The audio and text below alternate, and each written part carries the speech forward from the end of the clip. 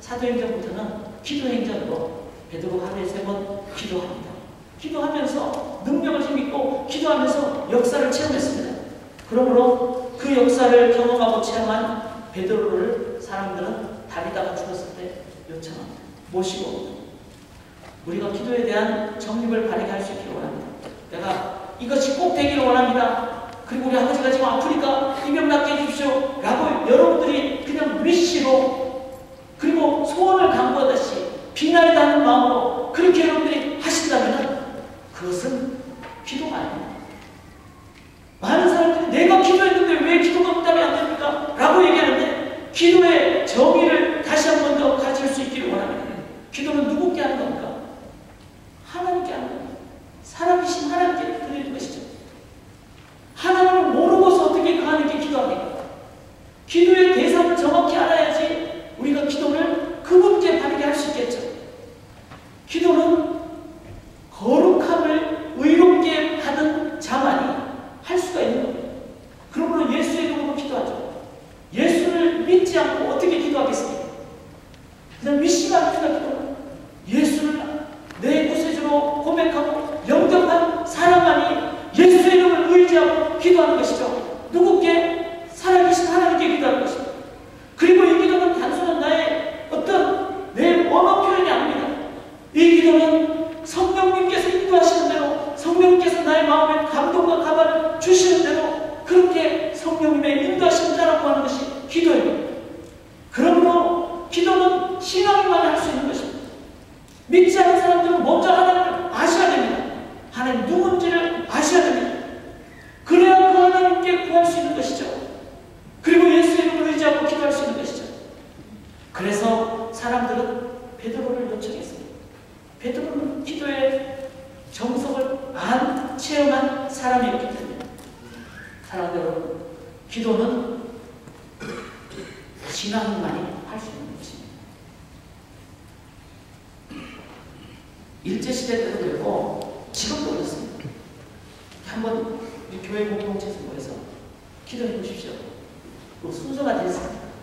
아니면 뭐 가나다서 기도해 주시죠. 어떤 분은 기도를 겸손하게 못한다라는 분도 계시지만 어떤 분은 기도를 하는데 기도가 아닌 경우도 있습니다.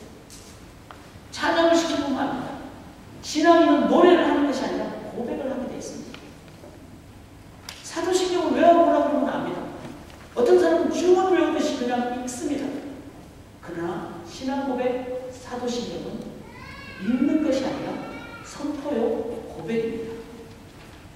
기도 마찬가지입니다. 기도를 적으셔도 좋고 기도를 안 보고 생각하셔도 하셔도 좋습니다. 방법이 문제가 아니라 어떤 사람은 기도를 그냥 recite, 그냥 자기 생각 그냥 얘기합니다. 그건 기도가 아닙니다. 기도는 하나님을 아는 사람만이, 기도는 예수의 도를 의지하는 사람, 성령님의 인감을 받는 신앙만이 기도를 하나님께 올려드릴 수가 있습니다. 중요한 것은 성도만이 기도할 수 있다면, 만약에 아직 신앙 고백이 되지 않는 분들은 여러분 먼저 하나님을 아시도록 해주십시오. 기도는 능력이기 때문에 여러분 그 기도를 바르게 드릴 수 있는 그 능력 있는 삶을 여러분들이 사시기 위해서 먼저 기도의 대상 되신 하나님을 먼저 아시고 하나님을 아실 때 바르게 기도할 수 있습니다. 성도만이 기도할 수 있다면 기도는 성도의 특권입니다. 기도의 능력은 하늘 보좌가 움직여지면 천둥과 소가 번개와 우레로 응답한다고 했죠. 그리고 산이 움직여진다고 했습니다. 죽은 자가 살아나는 역사가 일어나는 것이 기도입니다. 그렇다면 이거는 특권이죠. 그러나 또 반대로 성도만이 기도할 수 있다면 성도에게서 기도는 의무입니다. 성도가 이 기도의 의무를 감당하지 않을 때 의무 조항이 이행되지 않을 때 교회는 구멍이 뚫리는 것이죠. 여러분 의무라는 것을 생각하신다면 성도로서 이 의무를 감당합니다. 만약에 여러분들이 기도하지 않는다면 성도가 기도할 수 있는 유일한 존재인데 성도로서 기도하지 않는다면 여러분은 진구 유기하는 자리입니다. 나중에 다 여러분들에게 거기에 대한 검증과 또 평가와 그런 부분들이 평가가 있습니다. 기도하는 의무를 가진 자라면 기도하는 의무를 감당하심으로 우리의 자리를 바르게 지키는 성도님들이 되셔야만 할 줄 믿습니다. 아브라함이 로스름에서 기도 안 했다면 어떻게 됐을까요? 엘리야가 갈멜산에서 기도 안 했다면 어떻게 됐을까요? 예수님이 겟세마네 동산에서 기도 안 했다면 어떻게 됐을까요? 의무를 감당하셨기에 바르게 그 구멍이 뚫리지 않고 능력으로 인도받을 수 있었습니다. 이 집은 만민이 기도하는 집이라고 했습니다. 만민으로 와서 기도할 수 있도록 만민 되는 여러분들이 기도하실 때 이 기도의 자리는 바르게 의무를 감당하고 사명을 감당하고 이 지역으로 그 기도의 능력을 응답을 우리가 나눠주고 또 함께 나눌 수 있게 될 것입니다. 사랑하는 여러분, 기도할 수 있는 엄청난 특권과 능력이 있습니다. 사용할 수 있기를 원합니다. 앤더슨 헤라 목사님이 작은 교회를 섬기기 때문에 어느 날 빌리 그레이엄 목사님을 만나는 어떤 상황이 되었다고 합니다. 그러니까 위대한 목사님 만나니까 편지를 그렇게 썼다고 그러죠. 빌리 그레이엄 목사님, 저는 보잘것없는 목사입니다. 그 목사님을 앞으로 만나게 돼서 참 기대가 됩니다. 그러자 빌리 그레이엄 목사님이 그분을 만났을 때 이렇게 얘기했다고 합니다. 앤더슨 목사님, 보잘것없는 목사라는 사람은 없습니다. 목사는 하나님이 주신 하나님의 소명을 받은 직분자예요. 하나님이 주셨기에 보잘것없는 목사는 없습니다. 귀한 존재이죠. 마찬가지입니다. 보잘것없는 성도는 없습니다.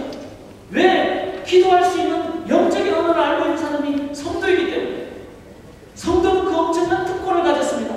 뿐만 아니라 엄청난 의무를 가졌습니다. 그러므로 여러분들에게 주어진 기도의 자리 구멍 뚫리지 않도록 여러분들이 지키시기를 바랍니다.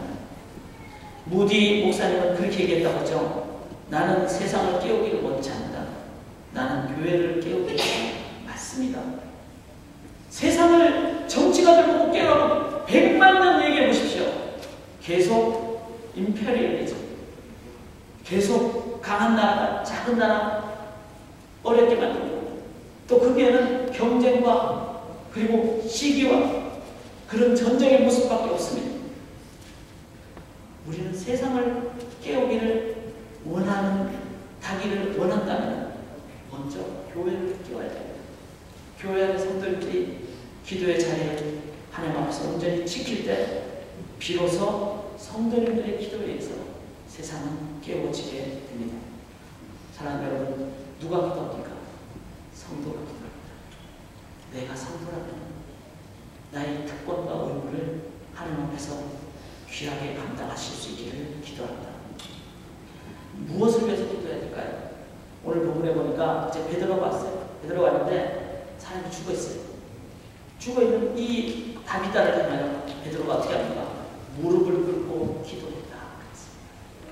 자, 죽은 상황이라면 우리가 해야 될 게 뭘까요? 슬퍼하거나 아니면 어떻게 사후 처리를 해야 될까 이런 생각이 있겠죠. 그러나 베드로는 먼저 기도를 했습니다. 기도를 하니까 그 다음에 돌이켜 시체를 향하여 이르되 다비다야 일어나라. 이건 엄청난 기도 아닙니까? 기도할 때 하나님께서 길을 열어주시는 거예요. 그리고는 이 사람 살아날 수 있다는 확신을 주시고 이 사람을 향하여 명령하라 일어나라고 하나님께서 기도 응답을 주시는 것입니다.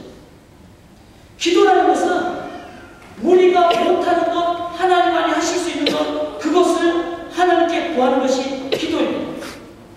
기도할 때 하나님께서 하나님만이 하실 수 있는 그것을 우리에게 주십니다. 그러므로 사랑하는 여러분, 우리가 기도할 때 어떤 기도해야 됩니까? 기도는 하나님을 구하는 기도를 해야 되죠. 그래서 주기도문도 하늘에 계신 우리 아버지여 이름이 거룩히 여김을 받으시옵소서. 자, 기도의 첫 번째가 하늘에 계신 우리 아버지여 이름이 거룩히 여김을 받으시옵소서. 하나님에 대한 기도를 먼저 했어요. 그러면 믿지 않는 사람 기도할 수 있을까요? 절대로 못합니다. 그건 위시죠. 주문이죠. 마법 주문입니다. 그건 기도가 아닙니다. 살아계신 하나님을 먼저 아는 사람, 그 하나님께 기도하는 사람, 그 하늘의 뜻이 하늘에서 이루어진 것처럼 땅에서도 이루어지기를 원합니다 라고 하나님의 뜻을 먼저 구하는 것, 이것이 진정한 기도의 올바른 내용입니다.